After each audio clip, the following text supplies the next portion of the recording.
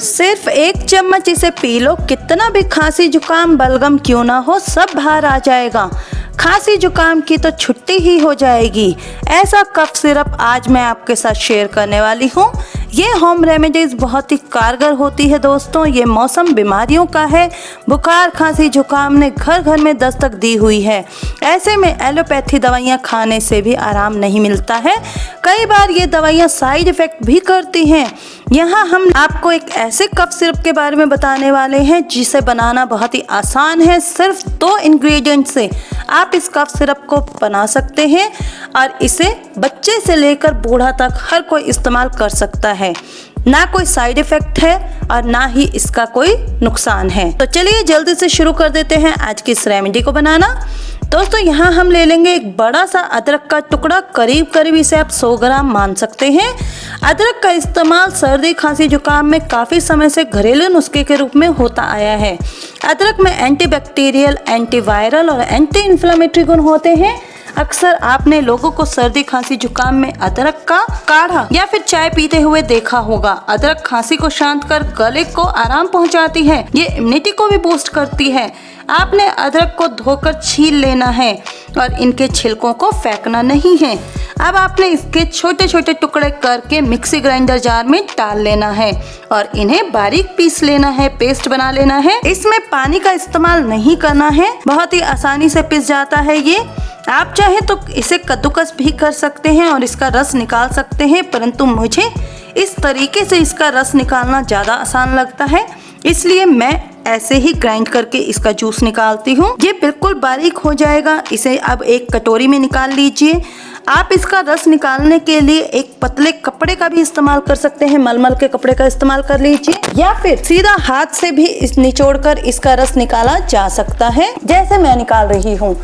बिल्कुल इजीली ये रस निकल जाता है। ये जो वेस्ट बचा है इसे आपने फेंकना नहीं है, ये काम का है। जो छिलके आपने अभी रखे थे और जो ये वेस्ट है इसे आप चाय में डालकर पी सकते हैं या फिर इसे दूध में भी उबाल कर पी सकते हैं। इसलिए इन्हें फ्रिज में रख लीजिए। जब भी आप चाय बनाएं या फिर दूध बनाएं तो इसे उबाल लीजिए और पी लीजिए। कितना सारा रस निकल आया है देखिए आप। इसे आप बच्चों को भी दे सकते हैं, बच्चे इसे आराम से पी लेंगे, परंतु ये थोड़ा कड़वा होता है। इसका कड़वाहट के लिए हमें इसमें एक इंग्रेडिएंट और डालना है जो कि है शहद। शहद को औषधीय गुणों के लिए जाना जाता है। शहद में एंटी फंगल, एंटीबैक्टीरियल गुण होते हैं। इसके एंटीऑक्सीडेंट गुण रोगाणुओं से लड़ने में सहायक होते हैं। खांसी जुकाम में इस सिरप का प्रयोग करना एलोपैथी दवाइयों से भी बेहतर होता है। दोस्तों खाली अदरक का रस पिया नहीं जा सकता है, इसलिए शहद का प्रयोग करने से ये मीठा भी हो जाता है और इसके गुण भी बढ़ जाते हैं। यहाँ हम 2 चम्मच अदरक के रस में 4 चम्मच शहद की मिलाएंगे, यानी कि जितनी क्वांटिटी आपने अदरक के रस की ली है उससे डबल आपको शहद मिलाना है। अब ये एक रेमेडी तैयार है, परंतु अभी हम इसे और भी ज़्यादा इफ़ेक्टिव बनाने के लिए कुछ और भी ऐड करने वाले हैं ताकि आपकी खांसी जुकाम जल्दी से दूर हो जाए। अगर आप बच्चों को ये रेमेडी दे रही हैं तो आपने इसे ऐसे ही देना है और कुछ नहीं मिलाना है। सिर्फ 2 चीज़ों से कफ सिरप तैयार हो चुका है। ना कोई गैस जलानी है, ना कोई काढ़ा बनाना है, बस 2 चीज़ों से आपने इसे तैयार करना है। दोस्तों ये सिरप 3 से 4 दिन तक खराब नहीं होता है। इसे फ्रिज में रखने की ज़रूरत नहीं है। अगर बच्चा 3 साल से ऊपर है तो 1/4 स्पून इसे दें, लेकिन अगर बच्चा 15 साल से ऊपर है तो इसकी 1 चम्मच आप ले सकते हैं। 15 साल से ऊपर कोई भी, चाहे वो बच्चा हो, बड़ा हो या बूढ़ा हो, वो 1 चम्मच भरकर इसे ले सकता है। इसे पीने का तरीका क्या है? इसे पीने का तरीका यही है कि आपने इसे 1 चम्मच ले लेना है। अगर आप इसे हल्का गुनगुना कर लेते हैं तो और भी ज़्यादा असरदार हो जाता है, परंतु इसे लेने से पहले और इसे लेने के बाद आपने आधे घंटे तक पानी नहीं पीना है, कुछ भी नहीं खाना पीना है।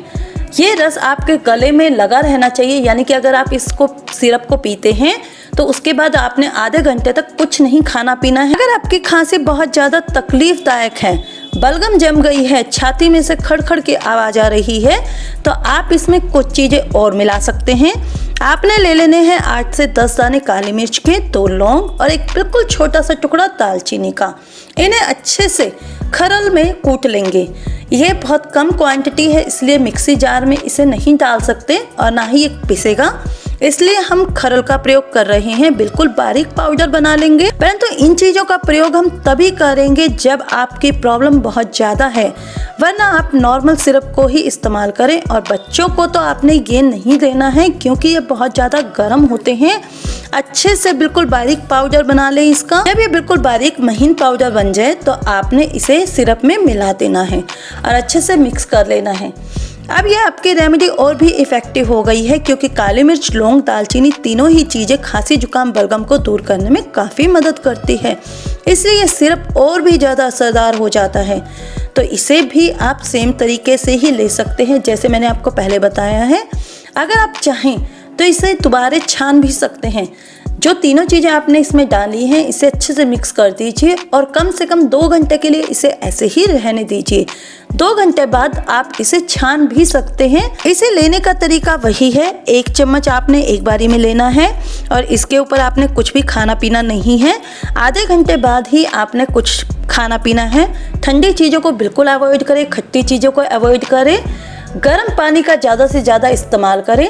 आप देखेंगे कि आपकी खांसी जुकाम बलगम बहुत जल्दी ठीक हो गए हैं। तो दोस्तों ये थी हमारी आज की रेमेडी। उम्मीद है आप लोगों को पसंद आई होगी। दोस्तों को शेयर जरूर कीजिएगा, लाइक जरूर कर दीजिएगा। अगर चैनल पर पहली बार आए हैं तो चैनल को जल्दी से सब्सक्राइब कर दीजिएगा। प्रेस द बेल आइकन ताकि हमारी आने वाली वीडियोस के अपडेट्स आपको मिलते रहें। हम फिर मिलेंगे एक नई वीडियो में एक नए टॉपिक के साथ। तब तक के लिए नमस्कार।